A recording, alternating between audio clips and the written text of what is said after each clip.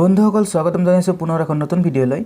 SLPRBৰ ফালৰ পৰা অগ্নি আৰু জৰুৰীকালীন বিভাগত 487টা পদৰ নিযুক্তি ওলাইছে। তো ইয়াৰ কাৰণে সবিশেষ জানিবলৈ আজিৰ ভিডিঅ'টো শেষলৈকে চাই থাকিবলৈ নাপাহৰিব। যদি চেনেলটোলৈ প্ৰথমবাৰৰ কাৰণে আপুনি ভিজিট কৰিছে তেনেহ'লে ছাবস্ক্ৰাইব কৰি বেল নটিফিকেশ্যন অলত ছেট কৰি দিব এনেকুৱা আৰু ভিডিঅ' পাবলৈ। ধন্যবাদ।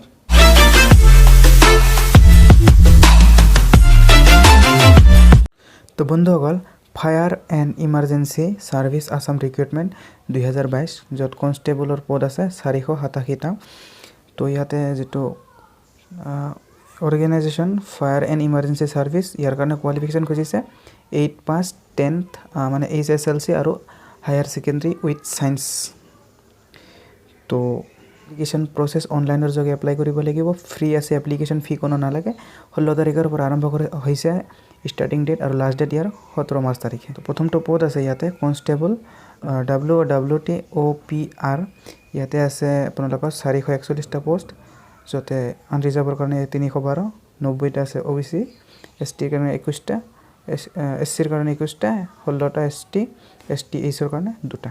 তো ইয়াৰ কাৰণে আপোনালোকৰ কোৱালিফিকেশ্যন কৰিছে 10+2 উইথ ছায়েন্স পাছ হ'ব লাগিব, য'ত আপোনালোকৰ ফিজিক্স, কেমেষ্ট্ৰি আৰু মেথমেটিক্স ছাবজেক্ট থাকিব লাগিব। নেক্সট ইয়াৰ যিটো পে স্কেল আপোনালোকে দেখা পাইছে 14,000 পৰা 60,500 টকা। এজ লিমিটৰ কথা ইয়াতে দি দিছে আপোনালোকৰ 18 বছৰৰ পৰা 25 বছৰলৈকে। কনষ্টেবল UB য'ত 2টা পোষ্ট আছে, য'ত এটা আনৰিজাৰ্ভত আৰু এটা OBCত আছে।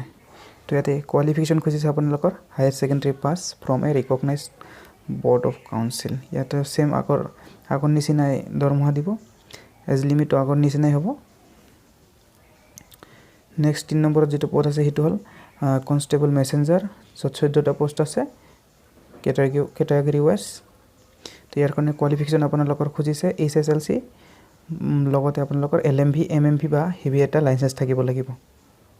4 নম্বৰত যিটো পদ দিছে কনষ্টেবল কাৰ্পেণ্টাৰত, য'ত 3টা পোষ্ট আছে, আনৰিজাৰ্ভত 2টা আৰু STত 1টা। ইয়াৰ কাৰণে কোৱালিফিকেশ্যন খুজিছে আপোনালোকৰ HSLC থাকিব লাগিব, লগতে আপোনালোকৰ ITI থাকিব লাগিব, যিটো কাৰ্পেণ্টাৰত যিটো ITI ট্ৰেড থাকে ট্ৰেড চাৰ্টিফিকেট থাকিব লাগিব। নেক্সট যিটো ইয়াৰ দৰমহা ছেম আগৰ নিচিনাই দিব, য'ত গ্ৰেড পে 5,200 টকা দিয়া হ'ব। নেক্সট এজটো আগৰ নিচিনাই থাকিব। 5 নম্বৰ যিটো পদ আছে কনষ্টেবল ডিছপেচ ৰাইডাৰ, ইয়াৰ কাৰণে আপোনালোকৰ 10টা পদ আছে, আনৰিজাৰ্ভত 4টা, OBCত আছে 2টা, SCত আছে 1টা, STPত আছে 2টা আৰু STত আছে 1টা, যাৰ কাৰণে আপোনালোকৰ কোৱালিফিকেশ্যন খুজিছে HSLC বা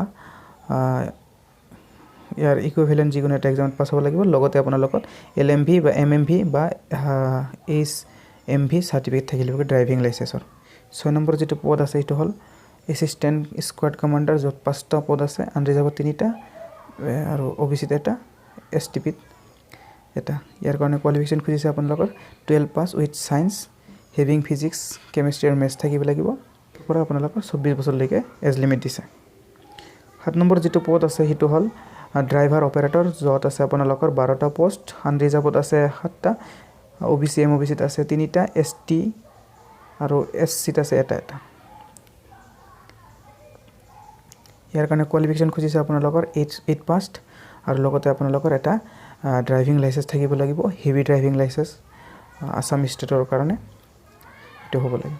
আৰু ইয়াৰ পে স্কেল 14,000 পৰা 60,500, গ্ৰেড পে থাকিব 5,000 টকা। কেটেগৰী ৱাইজ আপোনালোকৰ হাইট দিয়ে দিছে, ইয়াতে আপোনালোকে চাই ল'ব ফিমেল আৰু মেলৰ কাৰণে।